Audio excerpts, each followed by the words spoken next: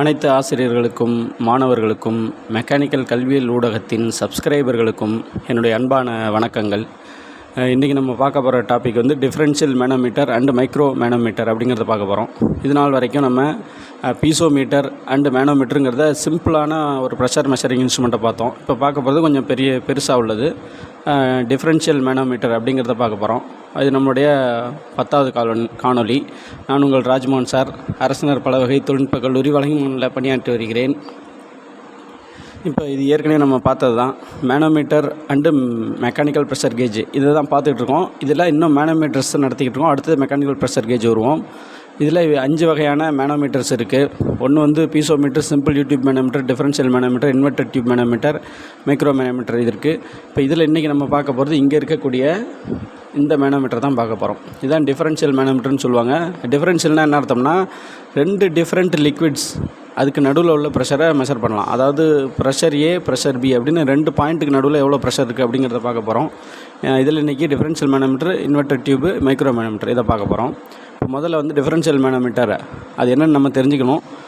இந்த differential manometer எதுக்கு use பண்ணுறாங்க அப்படின்னு கேட்டிங்கன்னா 2 பாயிண்டில் ப்ரெஷர் கண்டுபிடிக்கலாம். அதாவது பாயிண்ட் ஏ, பாயிண்ட் பி.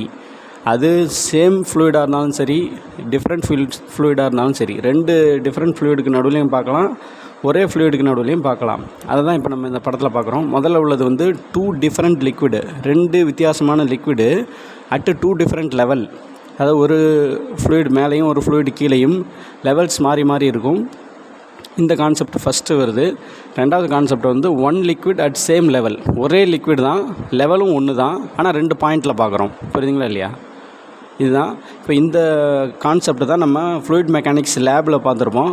அதுக்கு உள்ளதாக இன்றைக்கி எப்படி இந்த ஃபார்முலாவை டெரைவ் பண்ணுறது, எப்படி யூஸ் பண்ணுறது அப்படிங்கிறத பார்க்க போகிறோம். இதில் சந்தேகம் இருந்தால் நீங்கள் எப்போ வேணாலும் கேட்டு தெரிஞ்சுக்கலாம். இப்போ வந்து டிஃபரன்ஷியல் மேனோமீட்டர்னால் இப்படி தான் இருக்கும். அதாவது 2 பைப்பு போகும். இந்த வட்டமாக இருக்கிறதுங்கிறது பைப்பு. இங்கே ஒரு பைப்பு போகுது, இங்கே ஒரு பைப்பு போகுது. அப்படி போகும்பொழுது அந்த பைப்பில் சென்டர் பாயிண்ட்டில் எவ்வளோ ப்ரெஷர் இருக்குதுன்னு பார்க்க போகிறோம். இது பைப்பு ஏ, அதனால் ஹெச்ஏன்னு போட்டிருக்கோம். இது பைப்பு பி, அதனால் ஹெச்பின்னு போட்டிருக்கோம். இப்போ இந்த 2 பைப்புமே டிஃப்ரெண்ட் லெவலில் இருக்குது, 2மே டிஃப்ரெண்ட் ஃப்ளூயிட்ஸ். அதனால தான் இது differential manometer. 2 different pipe, 2 different level அப்படிங்கிற கான்செப்டில் போடுறோம். இப்போ இதை போடும்பொழுது முதல்ல ஏற்கனவே நான் சொன்ன மாதிரி தான் இந்த ஃபார்முலாவை யாருமே மனப்பாடம் பண்ணக்கூடாது.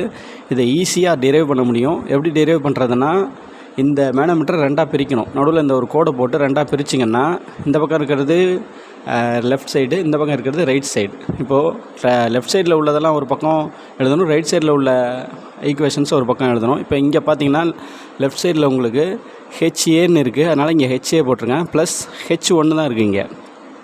அதனால் எந்த ஹைட் இருந்தாலும் அதோட ஸ்பெசிஃபிக் கிராவிட்டியை பெருக்கணும். அதனால் H1 × S1 அப்படின்னு இங்கே பெருக்கியிருக்கோம். இது மட்டும் தான் ரைட் சைடில் இருக்குது. இதை நான் இங்கே ரைட் சைடில் எழுதிட்டேன். இப்போது லெஃப்ட் சைடில் இருக்கிறத எழுதிட்டேன். இப்போ ரைட் சைடில் என்னென்ன இருக்குதுன்னு பார்த்தீங்கன்னா H2 S2 முதல்ல இங்கேருந்து ஆரம்பிக்கிறோம். H2 இருக்குது, அதோட S2 பெருக்கணும். ஸ்பெசிஃபிக் கிராவிட்டி, S2னா ஸ்பெசிஃபிக் கிராவிட்டின்னு அர்த்தம். எந்த லிக்விடை நீங்கள் யூஸ் பண்ணுறீங்களோ அதோட ஸ்பெசிஃபிக் கிராவிட்டியை பெருக்கிக்கணும். அதுமாரி H3 இங்கே இருக்குது, அதனால் H3 × S3 மல்டிப்ளை பண்ணிக்கிறோம். ப்ளஸ் அதோட சேர்த்து HBயும் இங்கே இருக்குது. அதனால் இதை எல்லாம் இங்கே ரைட் சைடில் எழுதியிருக்கோம். இப்போ எழுதிட்டு நமக்கு என்ன வேணும்னா இந்த 2 லிக்விடுக்கு நடுவில் எவ்வளோ ப்ரெஷர் இருக்குது அப்படிங்கிறது தான் வேணும். அப்போ என்ன பண்ணணும், HA - HBங்கிறத கண்டுபிடிக்கணும். அதை எப்படி போட்டிங்கன்னா HA - HB நீங்கள் வந்துடும் equal to H2 S2 plus H3 S3 - H1 S1. அதாவது இந்த பக்கம் இருந்த H1 S1 அங்கே போயிடுச்சு, அந்த பக்கம் இருக்கிற HB இங்கே வந்துருச்சு. அதனால் சைன் கன்வென்ஷன் மாறி இருக்குது. இங்கே இருக்கிற ப்ளஸ் வந்து இங்கே மைனஸ் ஆகிடுச்சு, இங்கே இருக்கிற ப்ளஸ் இங்கே வரும்போது மைனஸ் ஆகிடுச்சு. இதுதான் ஃபார்முலா. இந்த ஃபார்முலா வந்து எல்லாருமே ஈஸியாக டிரைவ் பண்ண முடியும். இதை யாரும் மனப்பாடம் பண்ண வேண்டிய அவசியம் இல்லை. அதுமாரி இதை ரொம்ப கஷ்டமாக இருக்குன்னு நினைக்க வேண்டாம். ரொம்ப ஈஸியான ஃபார்முலா. யூஸ் பண்ணி பார்த்தீங்கன்னா உங்களுக்கு ஈஸியாக புரியும். இப்போ இது ஒரு டைப் ஆஃப் மேனோமீட்டர். இது நிறைய ப்ராப்ளம்ஸில் கேட்குறாங்க. இதை நீங்கள் யூஸ் பண்ணிக்கலாம். அடுத்தது பார்த்திங்கன்னா இதில் கண்டுபிடிச்சி வர்ற ஆன்சர் வந்து மீட்டர் ஆஃப் வாட்டரில் தான் வரும். இப்போ நம்ம இந்த ஃபார்முலாவை போட்டு என்ன கண்டுபிடிக்க போகிறோம்னா, இந்த 2 டிஃப்ரெண்ட் ஃப்ளூயிடுக்கு நடுவில் எவ்வளோ ப்ரெஷர் இருக்குது, அது எவ்வளோ மீட்டரில் இருக்குது அப்படிங்கிறத கண்டுபிடிக்க போகிறோம். சரிங்களா? அடுத்தது பார்த்திங்கன்னா மூணாவதாக இதுவும் டிஃபரன்ஷியல் மேனோமீட்டர் தான். இதில் பார்த்தீங்கன்னா உங்களுக்கு வித்தியாசம் தெரியும். 2 பாயிண்டில் கண்டுபிடிக்கிறோம், ஆனால் ஒரே ஃப்ளூயிட் தான், ஒரே லெவல் தான். ஆனால் 2 பாயிண்டில் கண்டுபிடிக்கும் பொழுது ஃபஸ்ட்டு பாயிண்டில் ப்ரெஷர் அதிகமாக இருக்கும், 2வது பாயிண்டில் ப்ரெஷர் குறையும். ஏன் குறையும்னா ப்ரெஷர் லாஸ் ஆகும்.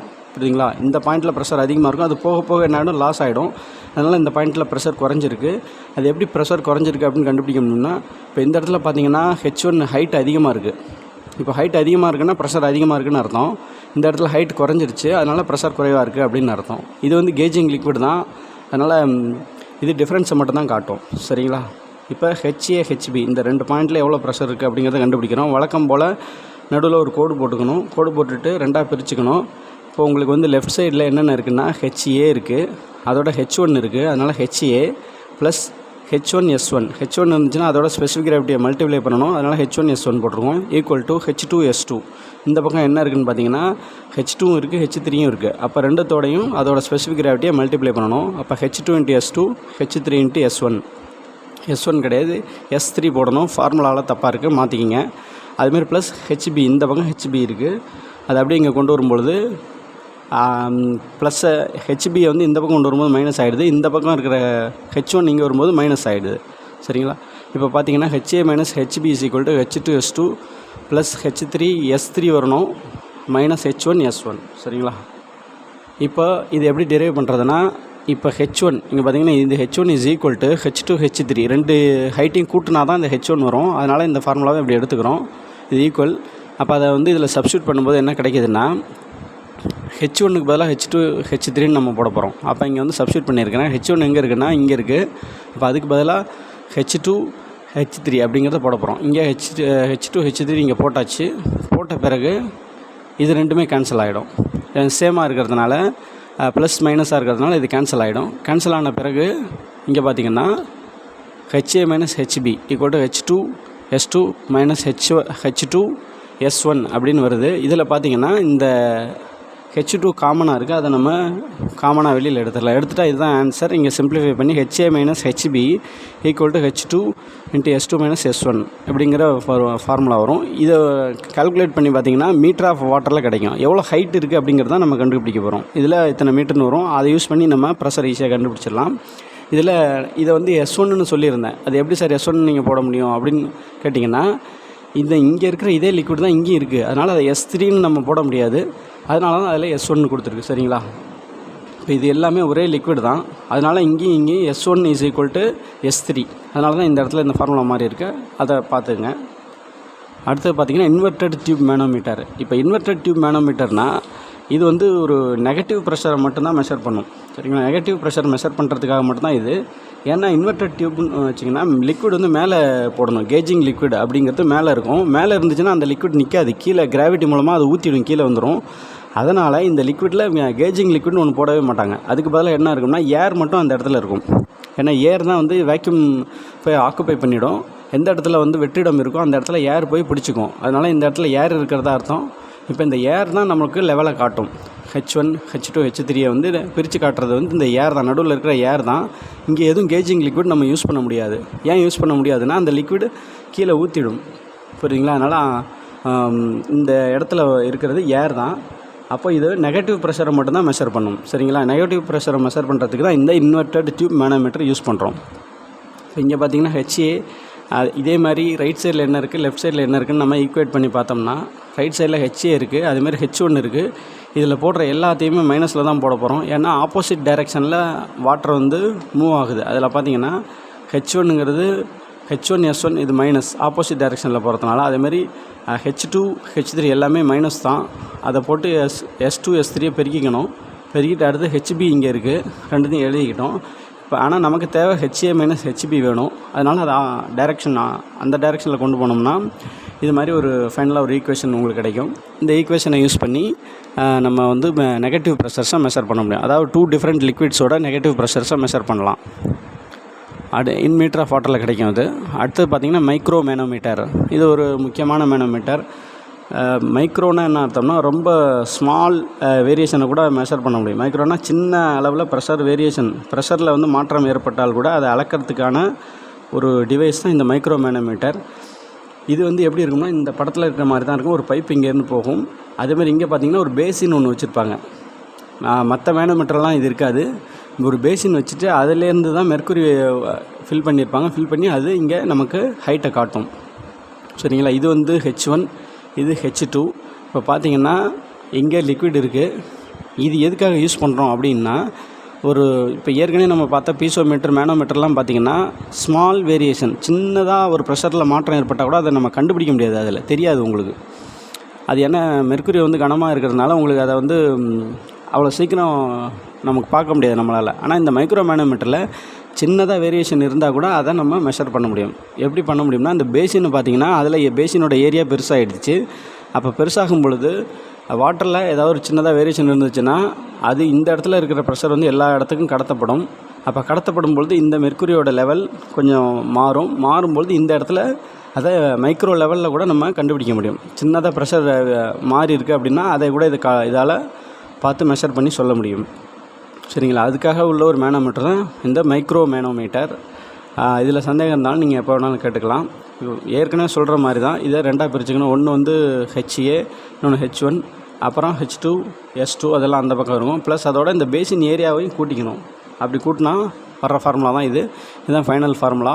இது ஏற்கனவே நான் சொன்ன மாதிரி இந்த பக்கம் HA இருக்குது, H1, S1 இந்த பக்கம் இருக்கும். அதை நம்ம ஆப்போசிட் டைரெக்ஷனில் கொண்டு போகும்பொழுது இப்படி வந்துடும். ப்ளஸ் இந்த ஏரியாவை இதில் மல்டிப்ளை பண்ணிக்கணும். ஸ்மால் ஏங்கிறது இந்த பைப்போட டயாமீட்டர். இந்த சின்னதாக ஒரு டியூப் போதுங்களேன், இந்த டயாமீட்டர் வச்சு ஒரு ஏரியா கண்டுபிடிக்கணும். அந்த ஏரியா தான் ஸ்மால் ஏ. கேபிட்டல் ஏங்கிறது இந்த பேசினோட ஏரியா. இதோட ஏரியாவை கண்டுபிடிச்சி கீழே போட்டிங்கன்னா இங்கே வந்துடும் S2 - S1 பெருக்கிட்டிங்கன்னா இதுதான் ஃபார்முலா. இந்த ஃபார்முலா யூஸ் பண்ணி மைக்ரோ லெவலில் கூட ப்ரெஷர் வேரியேஷன் இருந்தால் கண்டுபிடிக்கலாம். அடுத்தது ஒரு எக்ஸாம்பிள் ப்ரெஷர் கேல்குலேஷன் போட்டிருக்கோம். ப்ரெஷர் இப்போ நம்ம சாதாரணமாக ப்ரெஷர் கண்டுபிடிக்கணும்னா இந்த ஃபார்முலா தான். Pressure is equal to W/H அப்படின்னு போடணும். இப்போ நம்ம இதுக்கு முன்னாடி ஒரு 3 மேனோமீட்டர் பார்த்தோம். இந்த மேனோமீட்டர்லேருந்து கிடைக்கக்கூடிய ஆன்சர் வந்து H இஸ் ஈக்குவல் டு இவ்வளோ மீட்டர் அப்படின்னு கிடைக்கும். உங்களுக்கு H தான் உங்களுக்கு ஆன்சராக கிடைக்கும். அந்த H எடுத்துகிட்டு வந்து இந்த ஃபார்முலாவில் போட்டிங்கன்னா தான் உங்களுக்கு ப்ரெஷர் கிடைக்கும். சரிங்களா? ஏன்னா Hங்கிறது ஹைட் ஆஃப் வாட்டர், அதாவது ப்ரெஷரோட ஹைட்டை மட்டும் தான் காட்டும். ஆனால் இந்த இடத்துல பார்த்தீங்கன்னா kN/m² நமக்கு வேணும். ப்ரெஷரோட யூனிட் அதில் தான் போடுவோம். அதனால் அதை கண்டுபிடிக்கணும்னா இந்த ஃபார்முலாவை யூஸ் பண்ணணும். இப்போ P = W/Hன்னு போட்டிருக்கோம். எக்ஸாம்பிளுக்கு நான் கண்டுபிடிக்கும் பொழுது எனக்கு ஹைட் வந்து 16 மீட்டர்னு வருது. இப்போ நான் இதுக்கு முன்னாடி ஒரு ஃபார்முலாஸ் போட்டிருந்தாலும் அந்த மேனோமீட்டர்ஸ் யூஸ் பண்ணி நான் கண்டுபிடிக்கும் பொழுது எனக்கு 16 மீட்டர்னு வருது ஹைட்டு. அதுமாரி நான் லிக்விட் வந்து வாட்டராக யூஸ் பண்ணியிருக்கேன். அதோட ஸ்பெசிஃபிக் வெயிட் வந்து 9.81 kN/m² வருது. அதுக்கான ஆன்சர் வந்து W/H போடும் பொழுது 156 kN/m². புரியுதுங்களா? இப்போ நம்ம சிம்பிளாக ப்ரெஷர் கண்டுபிடிச்சிட்டோம். இந்த மேனோமீட்டர் யூஸ் பண்ணி ப்ரெஷர் எப்படி கண்டுபிடிக்கணுங்கிறத இப்போ நம்ம பார்த்து தெரிஞ்சுருக்கிறோம். இதில் உங்களுக்கு ஒரு டவுட் இருந்தாலும் நீங்கள் எப்போ வேணாலும் கேட்டு தெரிஞ்சுக்கலாம். தேங்க்ஸ் ஃபார் வாட்சிங்.